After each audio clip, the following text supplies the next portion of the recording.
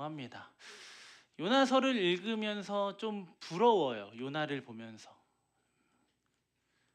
왜 그럴까요? 지 멋대로 하거든요. 뭔가 하나님 앞에 두려움이 없어요. 그냥 자기가 하고 싶은 대로 해요. 하나님의 말씀이 싫으니까 멀리 도망가 버리죠. 그리고 하나님께서 그 땅을 보여주심에도 불구하고 하나님께 할 말 다 합니다. 그런데 그냥 부럽게만 여겨졌던 그 요나의 모습이 누구에게 있었을까요? 네, 바로 저에게도 있었어요. 똑같아요. 나와 조금 다른, 내 생각과 조금 다른 것을 요구하실 때 하나님 그건 아닌 것 같아요. 하나님 그것보다는 이것이 더 옳은 게 아닐까요? 제 생각을 이야기했고 하나님께서 제게 하나님의 뜻을 온전히 보여주셨음에도 불구하고 하나님 그것보다는 이게 맞았던 것 같아요 라고 말하고 있었던 게 제 모습과도 너무나도 닮아 있었습니다. 그러니까 요나를 보면서 핑계거리를 찾게 되더라고요. 아, 요나도 하나님이 다루셨으니 나도 하나님께서 다루실 거야. 그렇게 다루어 가심의 은혜를 오늘 이 시간들을 통해서 함께 은혜를 나눴으면 좋겠습니다. 오늘 말씀의 시작은 아미떼의 아들 요나에게 임한 하나님의 말씀으로 시작합니다. 그러면 우리가 이 요나라는 사람에게 하나님이 말씀하셨는데 이 요나라는 사람이 어떤 사람이었는지를 조금 더 자세하게 살펴보면 좋을 것 같아요. 우리 열왕기상 14장 25절 말씀 함께 읽어보도록 하겠습니다. 함께 읽겠습니다. 이스라엘의 하나님 여호와께서 그의 종 가드헤벨 아미떼의 아들 선지자 요나를 통하여 하신 말씀과 같이 여로보암이 이스라엘 영토를 회복하되 하맛 어귀에서부터 아라바 바다까지 하였으니. 여기서도 일단 요나를 누구라고 이야기하고 있죠? 아미떼의 아들이라고 표현하고 있습니다. 그리고 또 요나에 대해서 조금 알 수 있는 부분은 지금 이 이스라엘의 상황이 그리 어렵지는 않았던 것 같아요. 북이스라엘의 상황이 지금 영토가 최대로 확장된 전성기였음을 알리는 예언자, 선지자가 바로 요나였습니다. 우리가 잘 알고 있는 북이스라엘에서 활동했던 호세아나 아모스는 이 북이스라엘의 멸망을 예언했어요. 그런데 요나는 분명히 성격이 다른 선지자였음에는 틀림이 없습니다. 그렇게 하나님은 요나를 택하셨던 것 같아요. 조금 다르니까 자신들의 삶에 만족함이 있었을 것이고 하나님에 대한 무한한 신뢰를 가지고 있었을 것이고 하나님의 구원, 그 구원의 은혜를 충만히 누리면서 살고 있었던 것이 바로 요나였습니다. 그 만족에서 오는 신뢰로 주어지는 것이 아님을, 이 하나님의 구원이라는 것은 그냥 내 삶에 지금 만족하고 있는 내 삶의 평안과 안정을 통해서 주어지는 것이 아님을 하나님께서 요나에게 보여주고 싶으셨던 것 같아요. 다시 돌아와서 하나님은 요나를 부르십니다. 우리 1장 1절 말씀 다시 한번 읽어볼까요? 죄송한데 모니터 좀 켜주시면 감사하겠습니다. 함께 읽도록 하겠습니다. 여호와의 말씀이 아미떼의 아들 요나에게 임하니라. 이르시되 여호와의 말씀이 임했어요. 사실 다른 선지자들을 부르실 때와 다름이 없는 부르심이죠. 아주 통상적인 부르심입니다. 선지자를 부르실 때마다 하나님은 늘 말씀하셨어요. 그런데 요나에게는 분명한 차별점이 있어요. 2절 말씀에 보면 나와 있는데 우리 2절 말씀 함께 읽어볼까요? 함께 읽겠습니다. 시작. 너는 일어나 저 큰 성읍 니느웨로 가서 그것을 향하여 외치라. 그 악독이 내 앞에 상달되었음이니라 하시니라. 자, 지금 하나님께서 무엇을 요나에게 요구하시죠? 너는 일어나 어디로 가라고 말씀하세요? 저 큰 성읍 니느웨로 가서 외치라 라고 말씀하고 있습니다. 여기서 다름의 이유가 나오죠. 어떤 다름의 이유가 등장하죠? 어디로 가야 돼요? 북이스라엘의 중심으로 나아가는 것이 아니라 어디로 가야 됩니까? 니느웨라는 곳으로 가야 됩니다. 그러면 니느웨라는 곳은 어디일까요? 바로 아수르의 수도였습니다. 그건 뒤에서 좀 자세하게 보고요. 다른 선지자들은 하나님의 백성에게 보냄을 받았어요. 그러면서 이방을 향한 메시지도 전하기도 했습니다. 이사야, 예레미야, 아모스는 그렇게 이방의 신탁에 대해서도 선포했던 선지자이기도 하죠. 그런데 누구도 직접 그곳에 가서 전하도록 보냄을 받은 적은 없었어요. 그리고 또 다름의 이유가 있습니다. 어떤 것을 선포해야 되죠? 무너질 거야를 선포해야 됩니다. 너희 지금 잘못하고 있어 라고 말을 해야 돼요. 본 적도 없고 가본 적도 없고 그리고 나와 전혀 상관없는 사람이다라고 생각했던 그들에게 나아가 너네 잘못하고 있어. 너네 망할 거야. 너네 무너질 거야. 만약 제가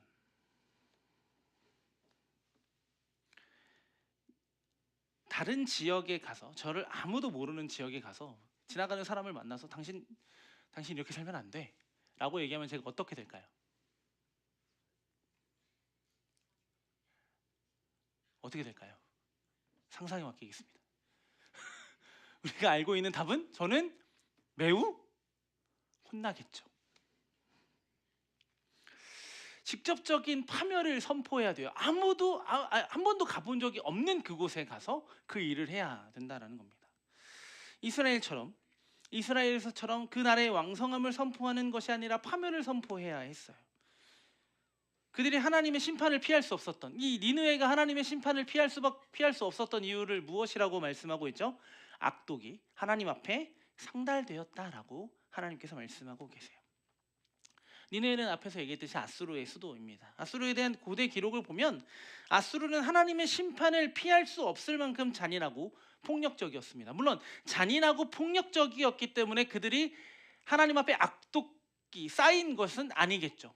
계속해서 하나님을 외면하고 하나님을 거부하고 하나님을 밀어내는 하나님 밖에서의 삶이 반복되어졌기 때문에 그들의 삶이 하나님 앞에 악독으로 상달되었을 겁니다. 그런데 이제 고대 기록을 보면 사실 이들의 그 행포는 입에 올리기도 어렵습니다. 그런데 한번 해보려고 해요. 기대되시나요? 별건 아니긴 해요. 우리가 상상하는 그 자체입니다. 좀 15세 이하 관람가인 것 같은데 아이들이 있으면 좀 귀를 좀 막아주시고요.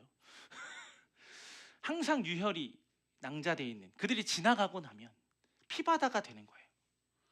아수르인들은 적을 사로잡은 후에 두 다리와 한쪽 팔을 잘랐대요. 한쪽 손을 남겨둔 이유는 무엇이었을까요? 죽어가는 그 희생자의 손을 잡고 조롱하기 위해서입니다. 그리고 희생자의 머리를 잘라 가족들과 친구들이 볼 수 있도록 했고 산채로 가죽을 벗기기도 했대요. 그리고 그 가죽을 성벽에 전시하고 보여줬대요.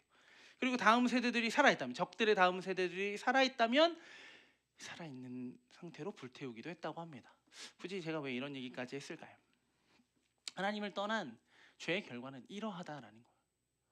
그러니까 그 죄가 얼마나 악독하고 그 죄가 얼마나 위험하고 그 죄가 그들을 파멸로 이끈다라는 사실을 전혀 인지하지 못한다라는 겁니다. 우리도 우리 안에 수많은 죄와 싸우고 있습니다. 제가 전에도 한번 이야기했던 것 같은데 우리가 죄와 싸우고 있다는 것은 은혜입니다. 왜요? 우리가 그것을 죄로 인식하고 있기 때문에 그렇죠. 하나님께서 싫어하시는 하나님께서 미워하시는 삶이기 때문에 우리는 그것에서 반대되어 하나님께서 기뻐하시는 삶을 살아가기 위하여 믿음의 선한 싸움을 오늘도 다 싸워가는 줄 믿습니다. 그런데 아수르 니느웨에는 전혀 그런 모습이 보이지 않았다라는 거죠. 이렇게 악독한 니느웨는 당시 이스라엘을 향해 막대한 조공을 부과하기 시작했고요. 그러면서 이제 이스라엘이 땅이 점점 영토가 넓어졌다라고 열왕기 하에서 설명하고 있었죠. 그러니까 계속되는 부딪힘이 있었다라는 겁니다. 아수르와 이스라엘은 계속되는 싸움이 반복되었을 거예요. 굉장히 불편한 관계입니다. 이 불편한 관계에 있는 아수르의 수도 니느웨, 아수르의 왕이 거하는 그 자리에 요나가 부름을 받았습니다. 선지자라면 어떻게 반응해야 될까요? 우리가 알고 있는 선지자들은 어떻게 반응해야 되는 게 제대로 된 바른 선지자의 모습인가요? 주님, 제가 여기 있습니다. 제가 그곳으로 가겠습니다. 근데 우리는 요나를 너무나도 잘 알고 있죠.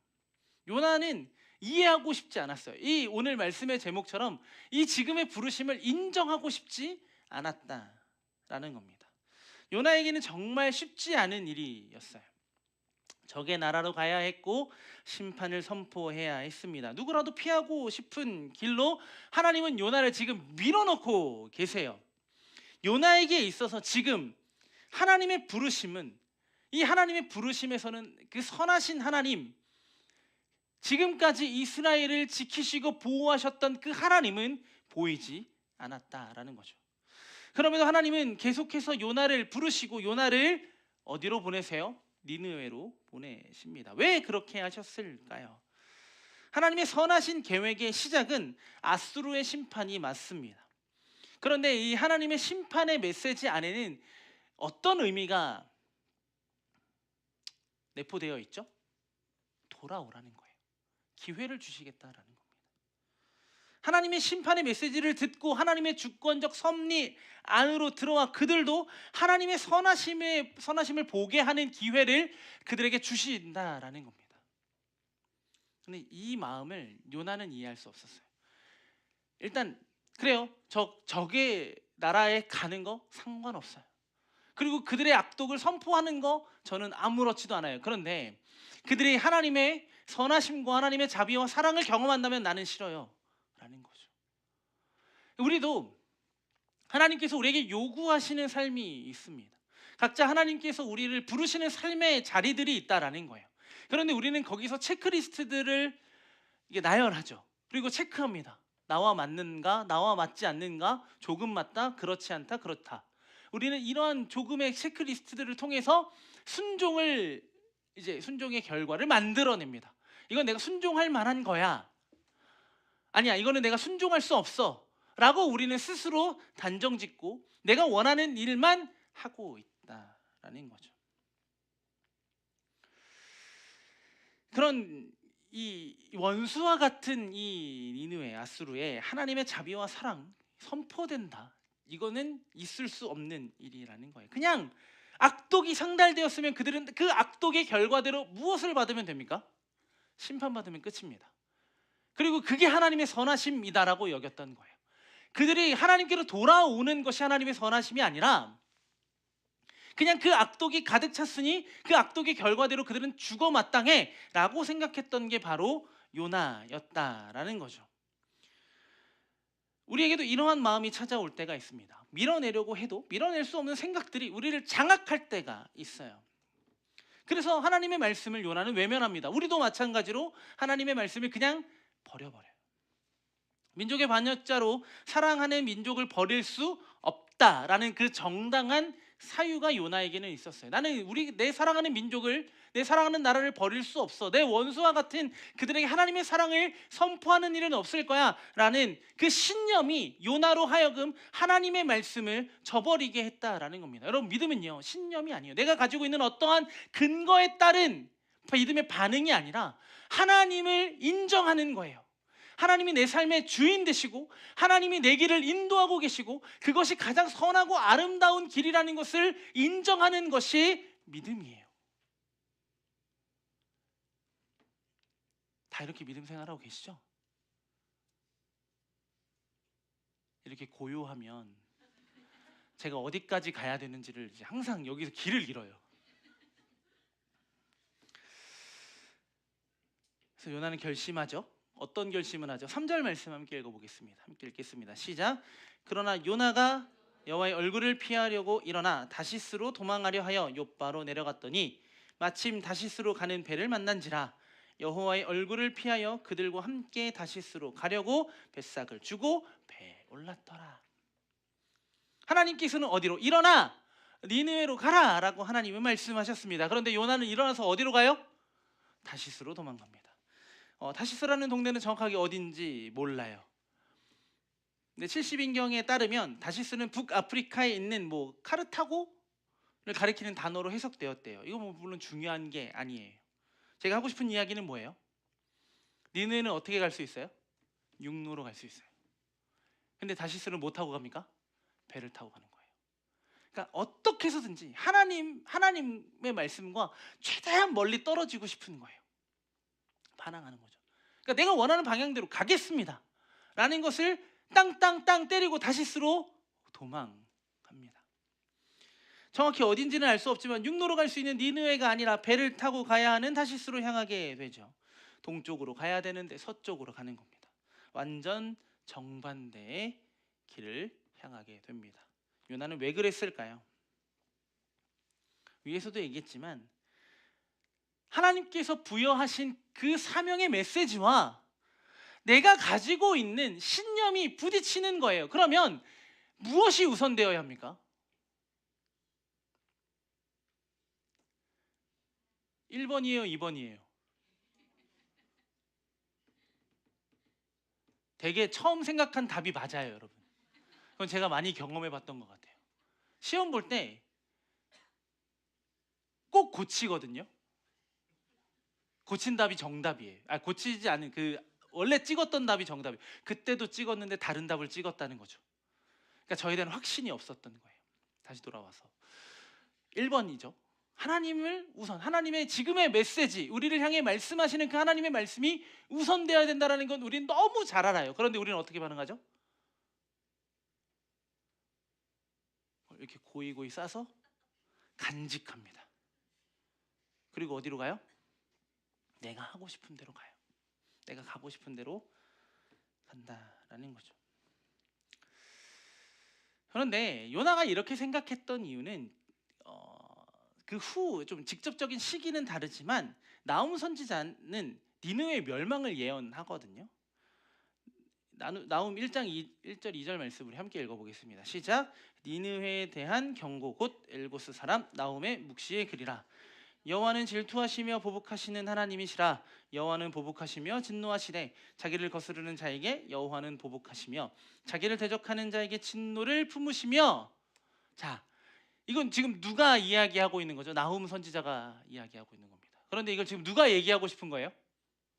이제 좀 보면서 요나가 이 얘기를 너무 하고 싶었을 것 같아요. 하나님, 이게 맞잖아요. 하나님은 질투하시는 하나님이시고 보복하시는 하나님.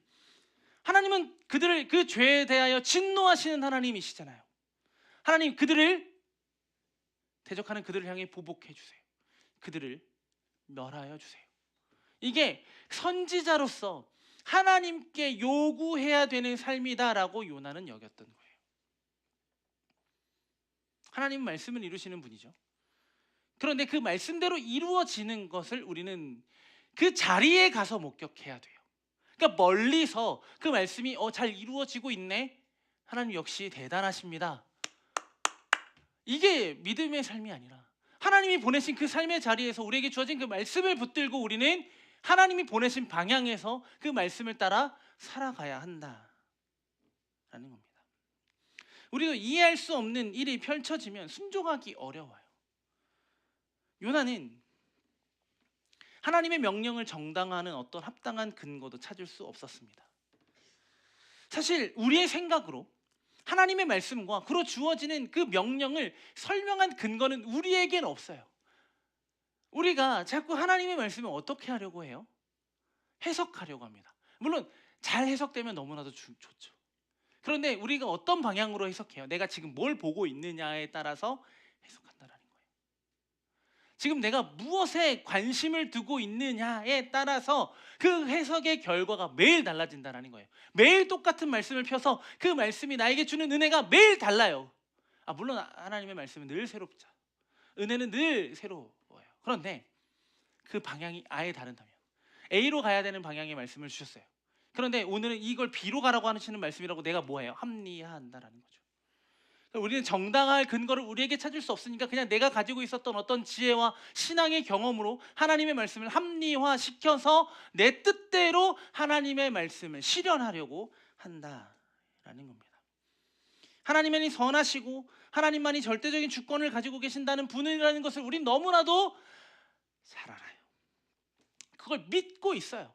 그리고 우리는 그 믿음 안에서 우리가 참된 평안과 안정을 누릴 수 있다는 걸 너무나도 잘 알고 있어요. 그런데 이해할 수 없는 일이 우리에게 찾아왔을 때, 무언가 내 뜻대로 인정되지 않은 그 일이 우리에게 찾아왔을 때 우리는 어떻게 반응하고 있느냐를 돌아봐야 한다라는 겁니다. 어떻게 해야 될까요? 우리는 요나의 결말을 너무나도 잘 알고 있고 고대 역사도 잘 알고 있어요. 니네는 결국 멸망당하죠. 아수르는 결국 멸망당합니다. 요나서를 통해서 그렇게 하나님의 그들을 향한 선하심이 여전히 있었음을 우리는 너무나도 잘 알고 있죠. 어차피 시간이 지나면 다 알게 될 거니까 우리는 그냥 그 시간을 그냥 보내요. 시간이 지나면 이제 납득이 되는 거죠. 그때 하나님께서 왜 그렇게 말씀하셨는지 이제는 알겠어. 행동도 없고 순종도 없고 그 말씀을 향한 방향도 없는데 우리는 그냥 이루어 된 일들을 보면서 그래 그렇구나 라고 하면서 넘어가는 일들이 너무나도 많다는 겁니다. 그냥 기다리면 안 돼요, 여러분. 이미 드러난 하나님의 선하신 계획을 우리가 거하는 그 자리에서부터 우리는 누려가야 한다라는 겁니다. 부르심이 있을 때 우리는 즉각 반응하는 거예요. 그럼 목사님은 즉각 반응하세요? 아니요. 저도 따져보죠. 하나님, 이게 맞아요? 저도 수만 가지의 체크리스트들을 이렇게 축축축축축축 나열하죠. 그리고 표시합니다. 하나님의 선하심이 아니라 내 선하심을 요구하는 삶을 살아갑니다. 그렇다면 이렇게 인정할 수 없는, 우리가 이해할 수 없는 그 하나님의 부르심 앞에서 하나님의 선하심을 바라보고 우리는 어떻게 순종할 수 있을까? 저와 여러분들에게 이렇게 하나님이 말씀하시는 것 같아요. 우리는 먼저 말씀을 따라 움직여 보는 겁니다. 하나님의 말씀이 우리에게 주어졌으면 너무 복잡하게 생각하지 말고 뭐부터 하는 거예요? 해보는 거예요.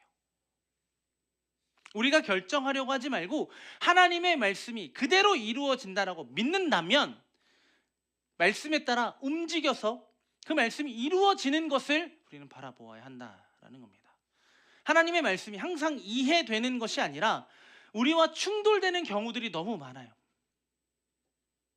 우리가 원하는 일들과 반대되는 일들이 너무나도 많기 때문이죠. 하지만 누가 선하시죠? 하나님이 선하십니다. 우리의 삶의 주인이 누구시죠? 하나님이시죠. 대답 안 하시니까 그냥 제가 할게요. 우리 이렇게 고백하고 있어요. 그런데 여러분들의 삶에서 얼마나 하나님을 신뢰하고 계시나요? 얼마나 하나님을 전적으로 의존하고 계신가요? 우리의 것이 아니라 하나님의 말씀을 먼저 바라보고 그 말씀을 따라 움직여 보는 거예요. 그게 이해가 안 돼도, 그게 내 이성과 감성으로는 도저히 해석이 안 돼도 해보는 거예요. 그렇게 그 자리에서 우리는 하나님의 일하심을 보게 될 줄 믿습니다. 우리가 왜 하나님의 말씀을 따라 먼저 움직여야 될까요? 하나님은요, 모든 걸 알고 계시는 분입니다. 우리는 이걸 알고 있어요. 하나님은 니느웨의 악독을 모르지 않으셨어요. 상달되었다라고 표현하고 있잖아요. 그게 가득 찼다라는 것을 의미하는 거죠. 그 악독은 하나님의 말씀을 버렸다는 것도 하나님은 알고 계셨어요. 그럼에도 하나님의 선하심은 이스라엘의 하나님이시지만 동시에 모든 나라와 모든 민족의 주인이고 온 인류의 역사를 주관하시는 분임을 알려주고 계시는 거예요. 우린 그것을 알아야 돼요. 내 작은 인생을 다스리시는 하나님, 거기에 머무르는 하나님이 아니라 하나님은 지금도 온 인류를 다스리시는 그 절대적인 주권을 가지신 가장 아름답고 가장 선하신 분임을 우리는 믿어야 한다는 겁니다. 지금 내 삶에 집중하다 보니까 우리는 그 우주적인 하나님을 보지 못하는 거예요. 하나님 위대하십니다. 하나님 너무 크신 분이에요. 우리는 하나님에 대해서 그렇게 고백하는 일들이 많이 있습니다. 그런데 진짜 하나님이 크시고 위대하다라는 거는요, 그냥 내 인생에서 내가 원하는 대로 하나님이 일하신 결과를 경험했기 때문에 하나님은 크십니다, 하나님은 위대하십니다 라고 우리가 고백할 수 있는 것이 아니라요, 하나님은 이 온 천지와 만물을 창조하셨고 지금도 여전히 이 하나님께서 지으신 모든 세상을 다스리시고 운행하시는 분이라는 것을 믿는 것이 하나님은 크십니다, 하나님은 위대하십니다에 대한 고백이라는 거예요. 우리는 그러한 고백으로 하나님의 말씀을 바라볼 수 있어야 된다는 겁니다. 지금 내 삶에만 그 말씀을 어떻게 해서든지 한 구절 뜯어서 나에게 딱 적용되는 말씀에만 집중하는 것이 아니라 지금 이 말씀을 통하여 나에게 하나님이 무엇을 말씀하시는지를 우리는 늘 바라볼 수 있어야 합니다. 하나님은 하나님의 뜻을 하나님의 때에 반드시 이루십니다. 그리고 그분의 의도를 온전히 바라볼 수 있는 우리가 되었으면 좋겠습니다. 지금 이 세상 하나님이 운행하십니다. 뉴스를 틀고 세상 돌아가는 소식을 들으면 우리의 마음이 너무나도 좌절되는 일들이 너무나도 많죠. 그저 우리의 통장을 스쳐 지나가는 그런 수많은 금액들을 바라보면서 우리는 마음 아파하기도 합니다.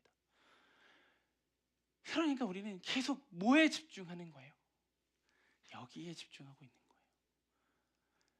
여러분도 우주적인 하나님을 이 이스라엘, 북이스라엘에만 하나님이 통치가 있는 것이 아니라 이 온 인류에 하나님의 선하심과 통치가 있다는 것을 믿었다면 요나는 지금 이렇게 반응하지 않았을 거예요.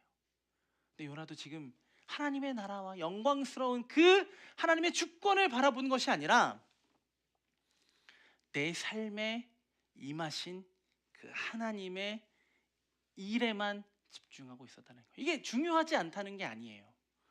하나님이 지금 우리의 삶을 다스리시고 통치하셔야 돼요. 하나님은 가장 선한 길로 우리를 인도하실 거예요.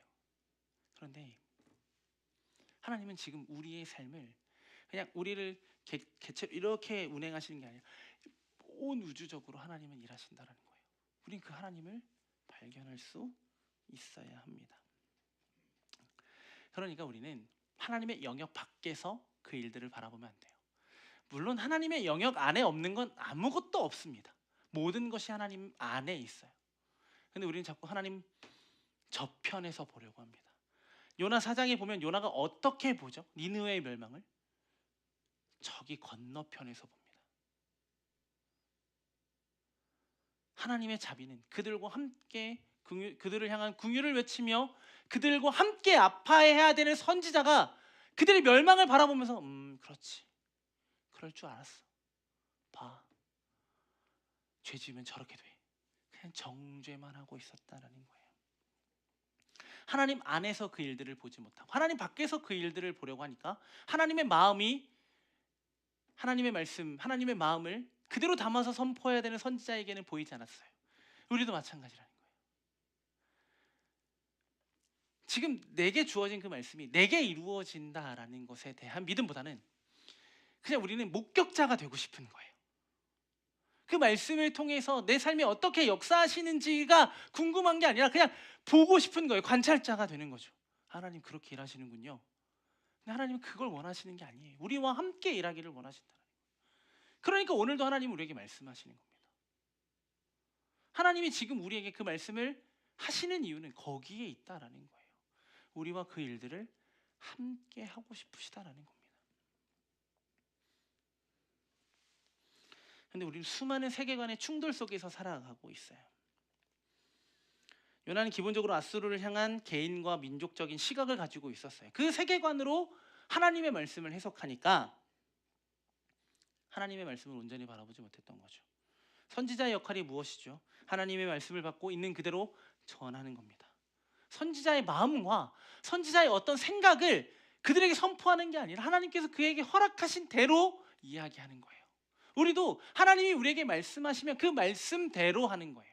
내 생각을 추가하고 내 생각을 어떻게 해서든지 첨가해서 내 것을 이루기 위한 말씀이 아니라 말씀을 위한 내 삶이 되어야 하는데 내 삶을 위한 말씀이 되는 거예요. 우리는 말씀으로 지음받았고 그 말씀으로 구원을 받았습니다. 우리는 그 말씀이 반드시 응한다라는 것을 우리 너무나도 잘 알고 있고 너무나도 잘 믿고 있어요. 그러니 우리는 어디 있어야 됩니까? 그 말씀을 이루시는 하나님 안에 있어야 한다라는 겁니다. 하나님 밖에서 그 말씀이 어떻게 이루어지는지를 보는 것이 아니라 우리를 살아가게 하는 그 모든 삶의 자리에서 하나님 안에서 하나님이 허락하신 그 자리에서 하나님이 보내신 그곳에서 그 말씀을 따라 살아가기를 힘쓰는 우리가 되었으면 좋겠습니다. 이전에 미래에 대한 잠시 깊은 고민을 했던 적이 있습니다. 저도 고민합니다. 저도 고민 많이 해요. 어떤 부분에서 고민을 했냐면 교회가 너무 많은 거예요. 근데 저를 뭐로 부르셨죠? 목사로 부르셨잖아요. 근데 뭔가 자신이 없는 거예요.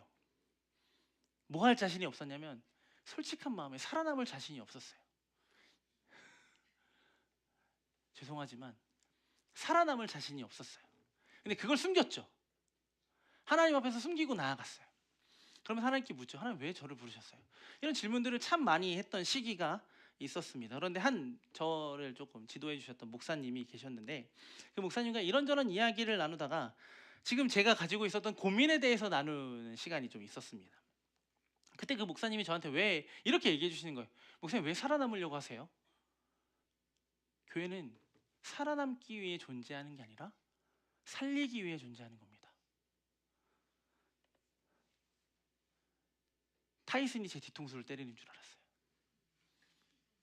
웃으신 분들은 오래되신 분들이에요. 하나님이 준비하신 하나님의 음성과도 같았어요. 완전히 무너졌어요. 하나님은 제 안에 부족함과 연약함을 다 아세요. 그럼에도 하나님은 부르시는 거예요. 이해할 수 있고 인정할 수 있기 때문에 나를 부르신 게 아니라 하나님도 저를 하나님은 저를 다 이해하시지만 하나님도 제가 가지고 있는 어떠한 것으로 봤을 때는 저를 인정하고 싶지 않으실 수도 있어요. 하나님은 근데 저를 어떠함으로 보는 것이 아니라 하나님께서 지으신 하나님의 형상으로 바라보고 계셨기 때문에 이 일을 저에게 맡겨주신 거예요. 그걸 깨닫게 되었어요. 이해 못하고 인정할 수 없는 부르심이 우리 삶 가운데 계속 밀려 들어올 때가 너무나도 많습니다. 지금처럼 우리의 삶이 팍팍하고 어려운 시기일수록 우리는 더 많이 고민하게 된다라는 거죠.